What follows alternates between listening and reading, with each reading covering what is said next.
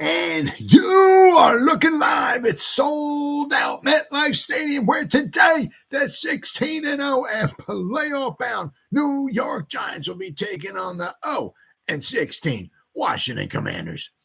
And why are the Washington Commanders 0-16? Huh? Because they suck.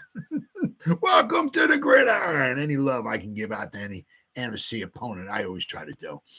Welcome to the Gridiron. Anybody going to spend any time at all with me tonight? Anybody at all? Thank you so much from the bottom of my heart. Or if anybody's going to spend any time at all watching the replay of this, once again, thank you so much from the bottom of my heart. It really means the world to me. Thank you. I'm going to try to shoot my mouth off here for about 30 minutes, as I usually try to do every night. Anybody got anything to say? Please feel free, fire away, throw it in the chat box.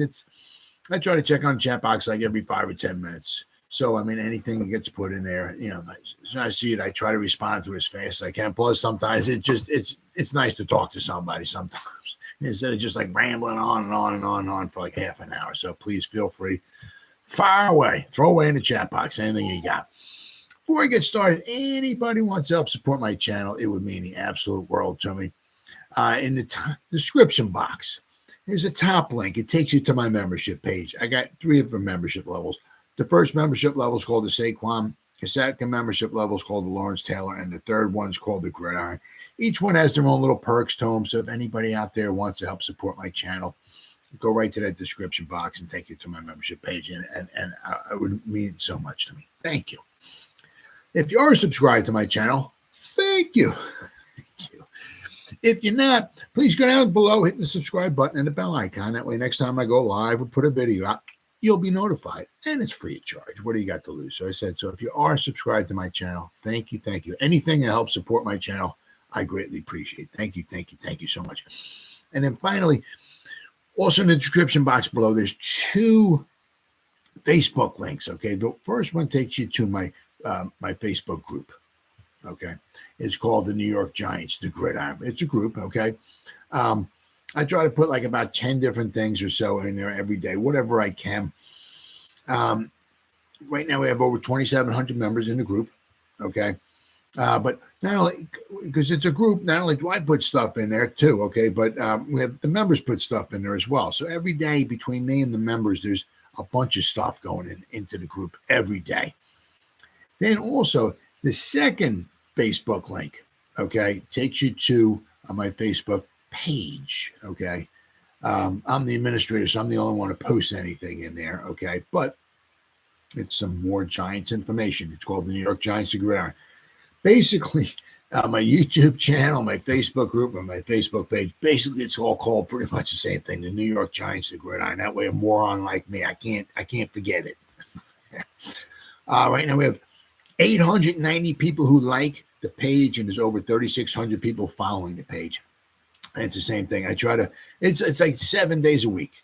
It's not a job, but it just, takes up some time. Okay.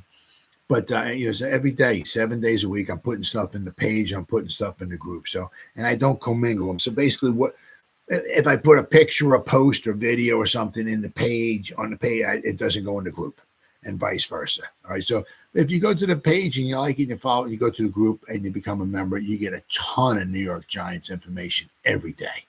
Every day. You can't go wrong. So, as I said, if you're not satisfied, you get your money back guaranteed.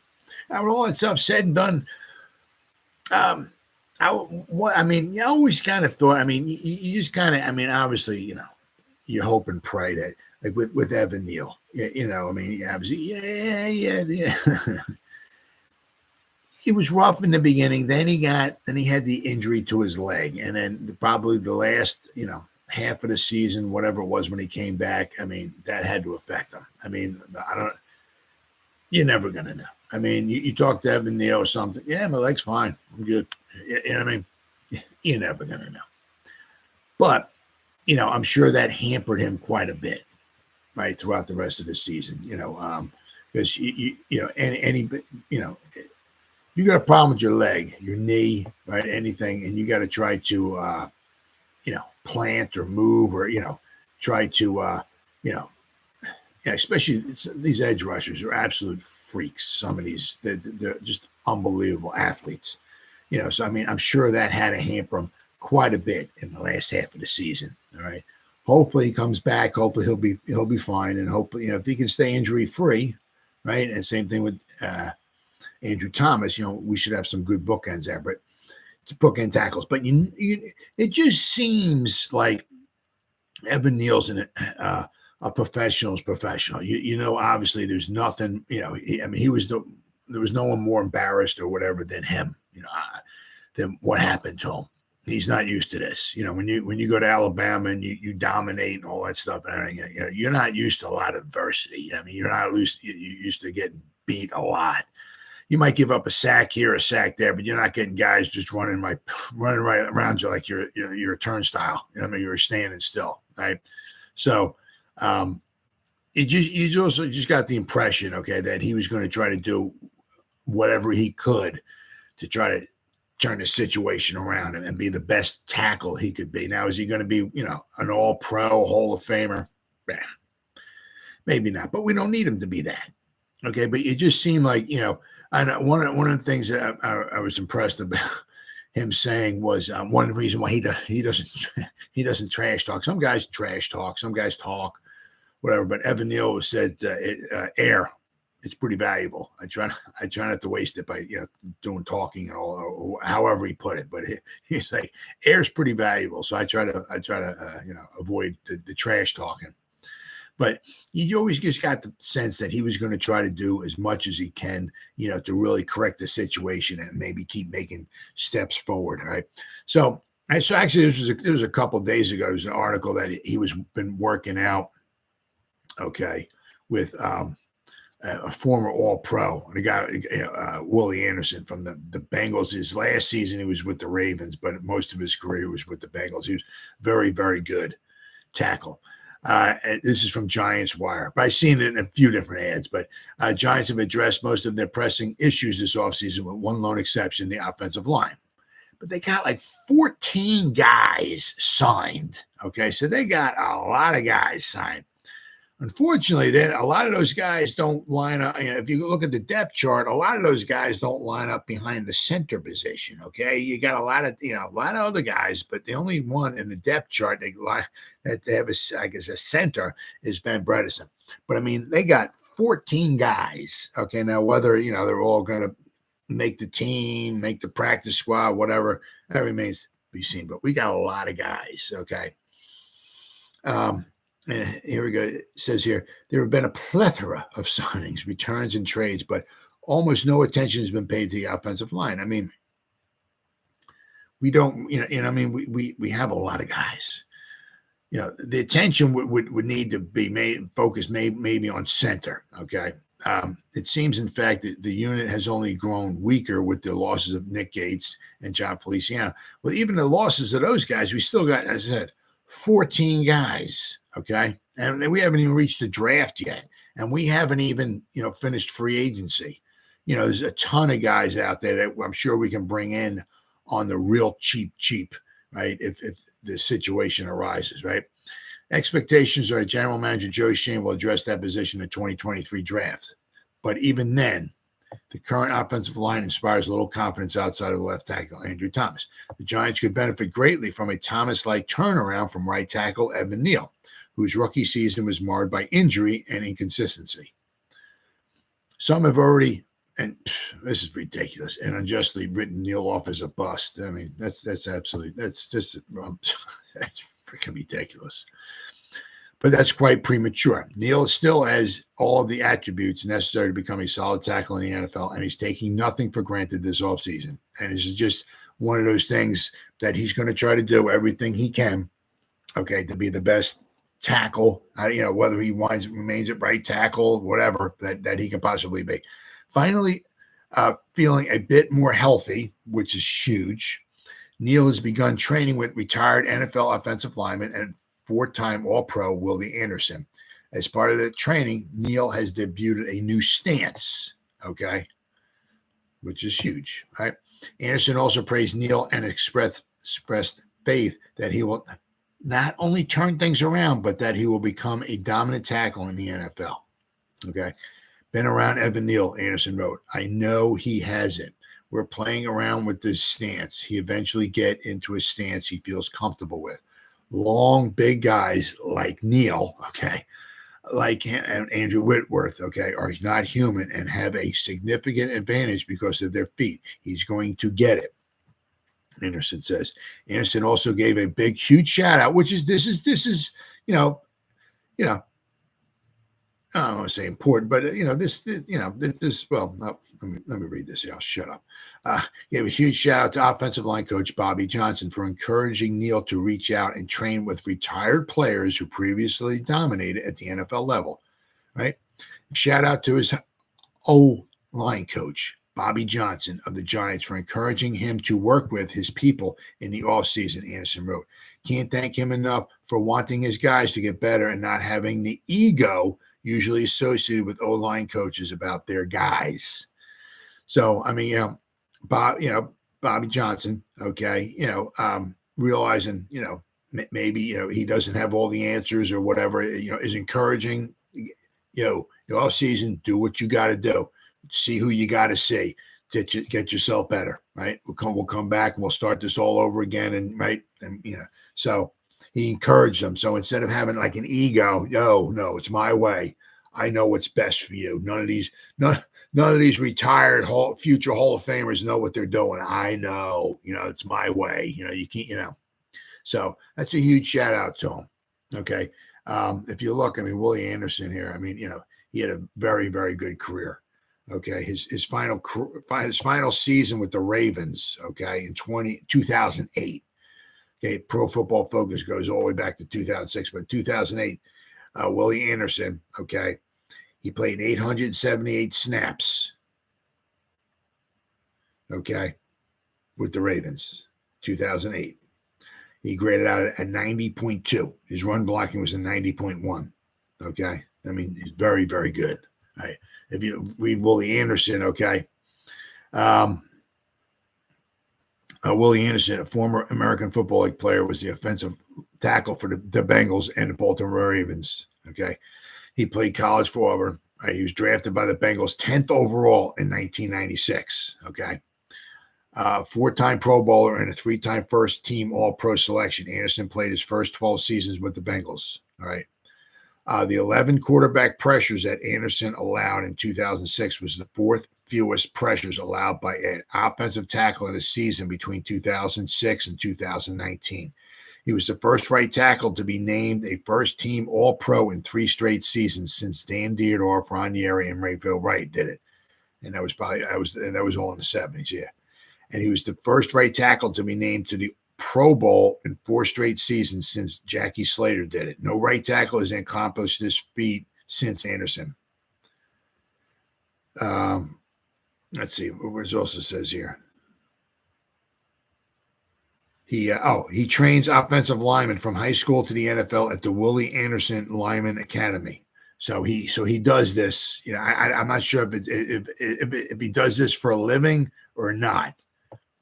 But he's in the Cincinnati Bengal Ring of Honor, right? 4-time Pro Bowler, 2nd team All-Pro, 3-time first team All-Pro, right? He was with the Bengals for 11 seasons, and his last season was in 2008 with the Ravens. Yeah, he was picked in the 1st round, right? The man knows his stuff, right?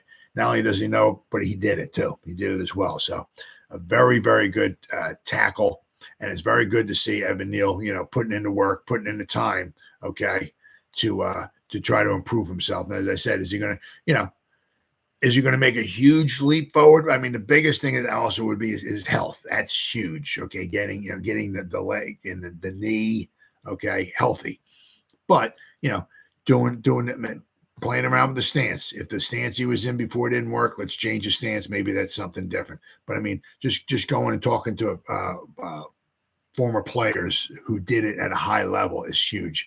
Now, he might do the same thing again next offseason too. But at least if each year we can get maybe a little bit better, right? We could, have a nice turnaround for Mr. Neal in the future, right? And I tell you what, if we can get him to be anywhere near like what Andrew Thomas is, between Thomas and Neal, we have our 2 bookend tackles. Man, watch out. But that's really, really good to see. The I mean, the Giants, I was saying, I mean, the Giants right now, I mean, on the depth chart, they have at left tackle. I mean, some guys can play tackle or left tackle or right tackle. Some guys can play guard or right guard, left guard. But I mean, a tackle, left tackle, they got Andrew Thomas, Matt Parrott, and Corey Cunningham. Left guard, they got Joshua Zudu, Jack Anderson, and Shane Lemieux. That center, they got Ben Bredesen. All right. Right guard, they got Mark Lewinsky, Marcus McKeithen, Wyatt Davis, and Solomon Kinley. Right tackle, Evan Neal, Tyree Phillips, and Devery Hamilton. So we have 14 guys, and this does not even include like the rest of free agency. I mean, they might bring somebody in, but I mean, draft too, right? So, I mean, we got a lot of guys, which also now, which kind of brings you to talking about Ben Bredesen. There's some guys that there's like 3 free agents, okay, that and not only a free agent, but there's a possibility that somebody might get cut. Okay, the first is just 3 free agents. This is from Fansided, okay, that they have this article out here, but there's 3 free agents that they think the Giants could still target that are out there that won't wind up breaking the bank. But I said there's also somebody else out there that might get cut to save a team some money. Okay, and I'll go over that in a second. But the first free agent that's available, okay, is Ben Jones, okay, center, okay.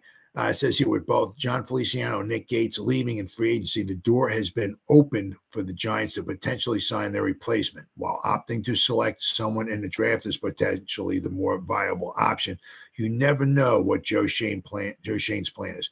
If the Giants decide to look for the new center through free agency, Ben Jones may be their best option, although he's 33 years old. The thing is with him, you can bring him in, okay. He's 33. Obviously, he's not the answer, long-term answer, but he can be a stopgap, especially if you draft someone and have the person like play with them, right? Maybe, you bring Ben Jones in maybe for a season. Draft a guy 2nd round, 3rd round, whenever you're going to draft somebody, and the eventual starter, okay, but maybe have him sit behind Jones for a year and see what he can do, okay? Let's see here. In 12 games last season with the Titans, okay, Jones allowed just 10 pressures and 1 sack in 371 pass blocking snaps. He earned a PFF pass block rate of 68.4, which is honestly lower than it should be. I mean, he allowed 10 pressures and 1 sack and 371 pass blocking snaps. So, I mean, I don't, that grade does seem to be a tad on the low side. Where the heck are we at here? Ben Jones, yeah. I mean, last year. Well, I mean, wait, hold on here. Okay. Last year, 2022. I mean, as I said, he is 33. Actually, he's going to be 34 in July. So he's going to be 34 when the season starts. So he's not a long-term solution. But if you want to talk about consistency, holy crap. From 2013 to 2022, 10 straight seasons. His PFF grade, according to PFF, okay, his overall PFF offensive grade was in the 70s for 10 straight seasons from 2013 to 2022. His rookie season was 2012. Okay, he's been around for a while. Right? It was with Houston. Okay, he graded out a 69.4. But other than that, he's been in the 70s. I mean, 2019 with Tennessee graded out a 79.3. 2020 with Tennessee graded out a 78.6. 2021 with Tennessee graded out 76.4. I mean, he's played in a ton of snaps too. I mean, he has got a lot of experience. Okay. His run blocking grade is very, very good. His pass blocking grade is very, very good. Very solid. As I said, somebody you could go out there, not break the bank, bring him in, draft somebody maybe behind him. You can even have this guy for a year or two, right? Until you can maybe, if you don't draft somebody this year, maybe you draft somebody next year, however you want to work it. But somebody you could certainly bring in and it wouldn't wind up breaking the bank, that it would be a torch holder, okay? There's someone else, okay, which brings is where the hell are they at? I got so many damn tabs open here. It's hard, sometimes it's hard to find where I'm trying to go here. Oh, that's what we got here. Okay. I want to go the Indianapolis Colts. They're I might have. Did I get out of it? Nope. Their salary cap. See, because got with Ryan Kelly, their center. Okay, they're right now they have about $5 million in cap space. Okay, if they're looking to try to get some more cap space, the thing is here with Ryan Kelly, okay, is that if they let him go, if they cut him, okay, they would save about $8 million. His salary this year is like $12.4 million. If they cut him, his dead cap is 4.5. So if they cut him, he's not a free agent. So he would just be, I mean, I guess it wouldn't be. It's not a free agent, but they would just be, they would cut him, so he'd be free to sign wherever he wanted to, obviously. But I mean, they would save themselves about $8 million.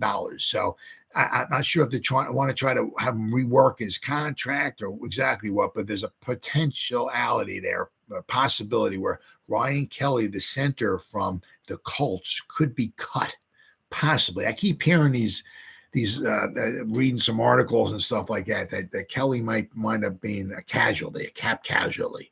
Okay, then the Giants, okay, were to wind up signing him. Okay, he's younger.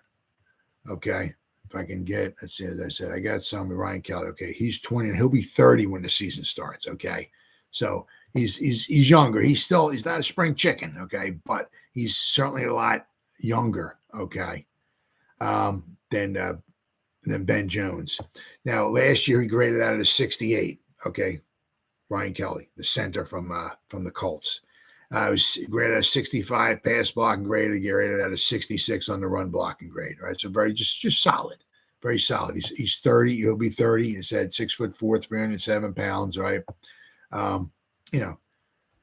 once again, he would just be a torch holder until you got somebody. Hopefully, maybe you draft somebody, bring them up, and let them be the center. Okay, so but once again, somebody who wouldn't wind up breaking the bank.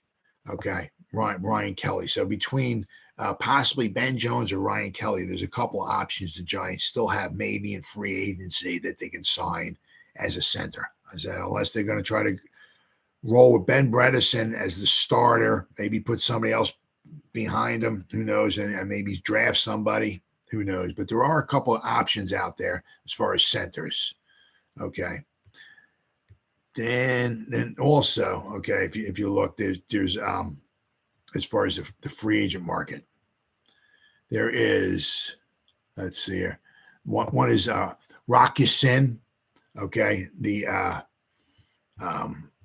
very, very good free agent. Okay, he had a very good season last year with the Raiders. Okay, very, very solid season. Okay, let's say, because outside of Adoree Jackson, the Giants do not have a standout outside corner, and Rock Ya-Sin is young. Okay, while they could draft someone, which they could, which wouldn't be, I wouldn't be surprised if they drafted a cornerback in the first round.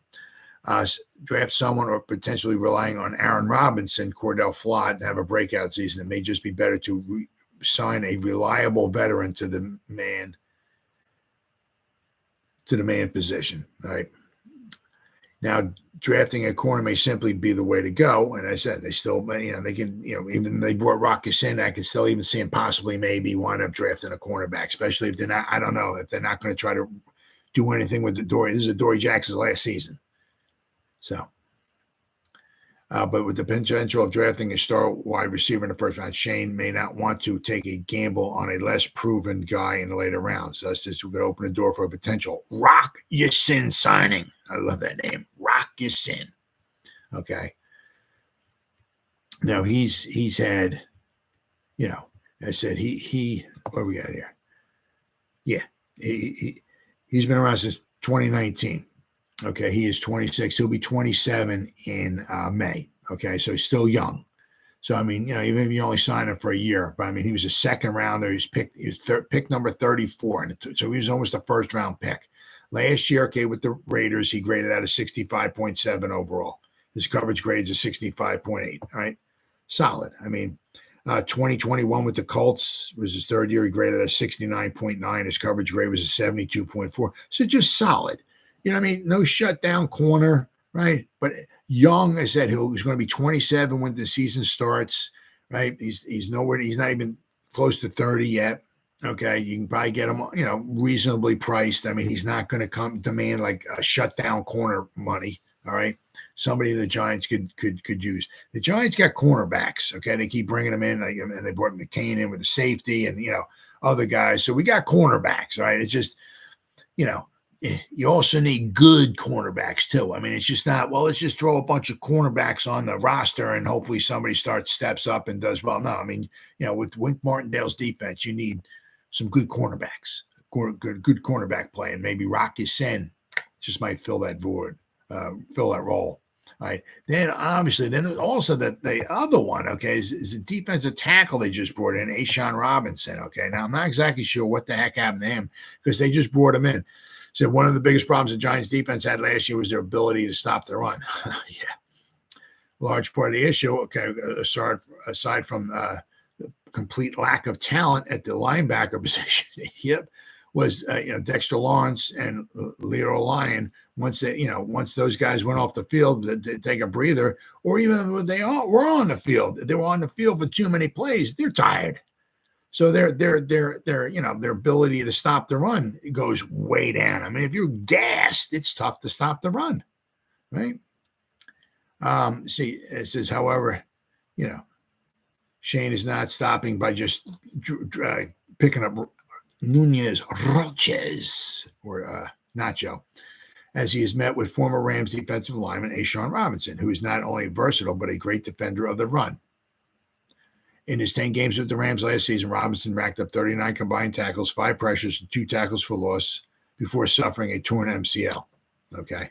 Adding a player like Robinson to the Giants defense would be a significant boost to the defensive. Oh, yeah. I mean, if you can have Robinson, if you can have Roaches, Lawrence, Sexy Dexter and Leo Line, that would be a fab 4 right there, right? I'm not saying we'd be a top 5 defensive line, but that would be nice and solid, especially if you got Karake behind you, the linebacker, you got a Karake, and you got those guys up front.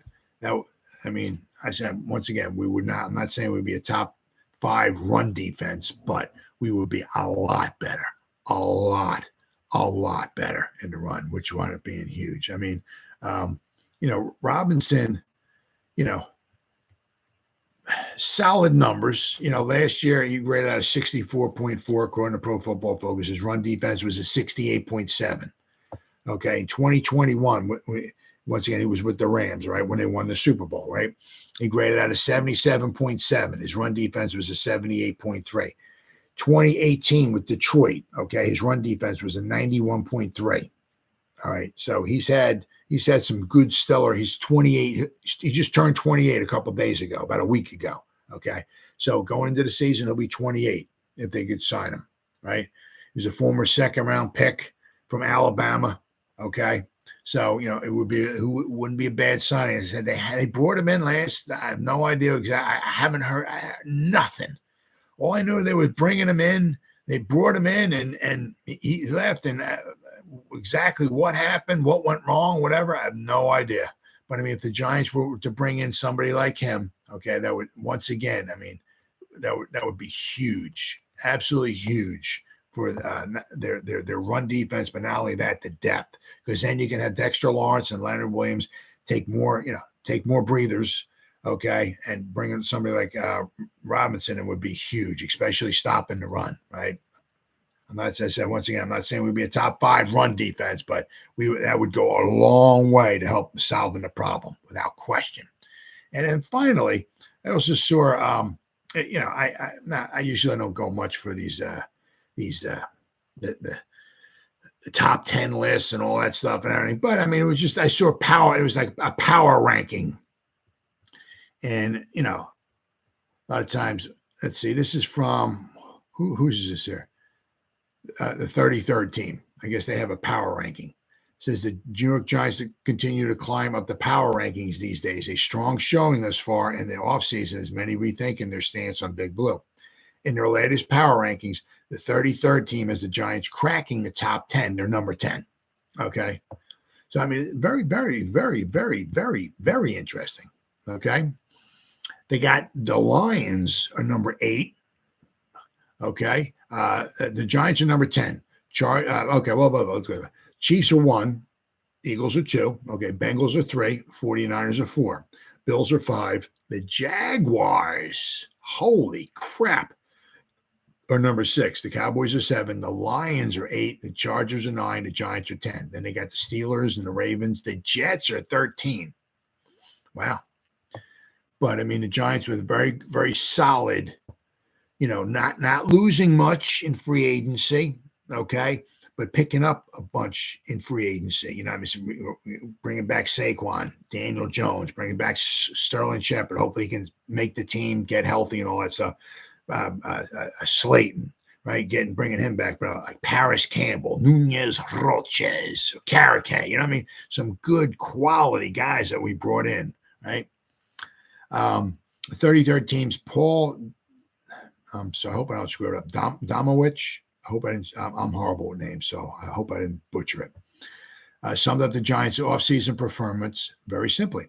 The good news: the Giants added some pass catching weapons for quarterback Daniel Jones. They also added, Daniel Jones, and I stupidly I forgot about Waller too, right? They traded for tight end Darren Waller and signing Paris Campbell. I mean, Paris Campbell could be, I don't want to say a difference maker, but Paris Campbell can be a real nice addition to the wide receiver core. We only got it for 1 year, okay? But it certainly doesn't mean we can't sign him for longer. But I mean, with the addition of Paris Campbell, we got Waller, we got Hodgins. Hopefully, maybe stepping up. We're bringing Slayton back. We're going to get Wan'Dale Robinson back. We got Bellinger. Hopefully, we're going to draft a wide receiver in the draft. The Giants, they may not have a number 1 wide receiver, but they got themselves some nice weapons. I tell you, I said, look out for Paris Campbell. The bad news, they still have a lot of areas that need upgrading. Yes, including their interior offensive line. Now, the thing is, I know they draft, when you draft a guard in the 3rd round like they did with the Zudu, I mean, you really think, he's going to be a starter. I'm almost positive that's what they're looking for with him. Okay. Now, the thing is, we got Neal, we got Thomas. Okay, possibly. Zudu at the guard position, right? I don't know what they plan on doing with the McKeithen. Lord knows if Lemieux can ever stay healthy. I don't know what they plan on doing with Bredesen, is have him as being the starting center. But, there are some question marks. Because possibly this might be Glowinski's last season with the Giants. We can get out after 2 seasons of his contract. Okay, so this might be his last season. Who's going to take the right guard spot going forward? Who's obviously the same thing with center. So we got some question marks, obviously, with the interior offensive line. Okay, and the 33rd team here says, and don't think General Manager Joe Schoen doesn't have a plan for that. Of course. I'm me coming on telling him, hey, Joe Schoen, you need to do the offensive line.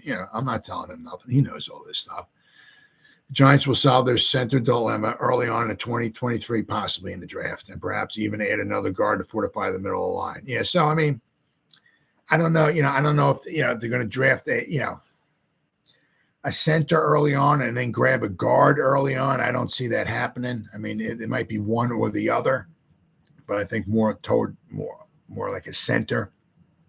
I say because they added enough weapons that drafting a wide receiver early on may not become a necessity. Right? I think the cornerback would be huge. As I said, you can never have too many pass rushers. Okay, especially with the health of Azeez Ojulari getting injured quite a bit, right? You can never have your defensive line can never be too weak or too strong. Too strong. So if they drafted, if there's a stud there for the defensive line, I could see him going there as well too. We do need a center, so there are obviously. But once again, you got to remember, okay, this is year 2. Okay, it's a process. All right, no one's thinks that we're gonna within a year or two, the Giants are gonna sign some free agents, do some draft picks, and we're going to the Super Bowl. It's a process. We made some steps last year, right? This year we add a couple more pieces to the puzzle, right? Hopefully you can draft the guys, bring some guys in, develop those guys, keep those guys, keep moving forward, add another piece or two to the puzzle each year, moving forward, okay? And then just getting better and better that way, right? Something the Giants have not done in the past. Draft guys, develop the guys, keep the guys, okay? That's the big word there, keep. That's something the Giants don't wind up doing. So hopefully Shane's here to turn that around. But as I said, don't forget, this is a process, all right? Just because the Giants don't make the Super Bowl this year, it's not a failure, okay?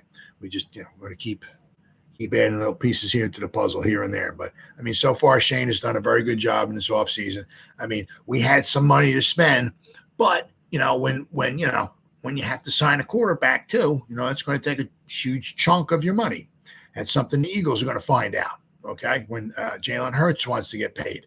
Now, when Jalen Hurts is going to get paid, this is his last season, I believe. Okay, then he's going to but his first season that his salary goes up, his cap hit won't be that big. Okay, but when the Eagles going to have to start dishing out $50 million a year to Jalen Hurts, guess he's way bye to some of these stars that they have. So, right, so. Once again, it looks like the Eagles are like all in, pushing all the chips in the middle of the table once again for this year to try to win it while they still got Jalen Hurts on a rookie salary. I mean, they signed their right tackle Lane Johnson. I mean, he's with them till 20. He's a Hall of Fame tackle without question. Hasn't given up a sack in like 300 years. I mean, the guy's unbelievable. But I mean, they just signed these areas of 2026. They signed him like a $33 million contract in 2026. Right tackle, $30 or $33 million for a tackle. I mean, so when Lane Johnson's making $30 million in 2026 and Jalen Hurts is making $50 million, there's not much left to go around for the rest of the Eagles. So the Eagles are going to start, because they ain't gonna have the money. But anyway, guys, it's been 37 minutes. Looks like I got 2 people watching me. Thank you. Whoever's watching me, I greatly appreciate it from the bottom of my heart. Thank you. If anybody spends any time watching a replay of this, once again, thank you so much from heart. Anything you guys can do to help my channel, I greatly appreciate it. As always, you guys stay safe out there and go Giants! Woo! Oh yeah.